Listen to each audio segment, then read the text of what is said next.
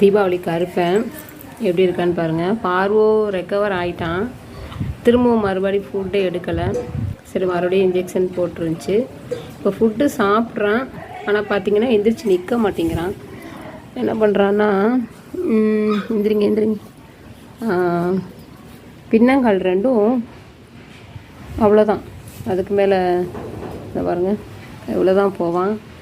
இப்போ 2 ஸ்டெப்பு கொஞ்சம் காலையிலேருந்து இதாக தான் இருக்குது. விட்டமின் குறைபாடு அப்படின்னு சொல்கிறாங்க. எனக்கு ஒன்றும் புரியல. ஈவினிங் தான் மெடிக்கலுக்கு எடுத்துகிட்டு போகணும். அவங்க விட்டமின் தான் குறைபாடு, அது டானிக் கொடுத்தா சரியாகும் அப்படின்னு சொல்கிறாங்க. பார்ப்போம்.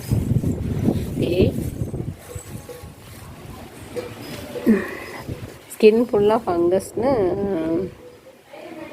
லோஷன் அப்ளை பண்ணி விட்ருக்கேன். வேறு எதுவும் கருப்பு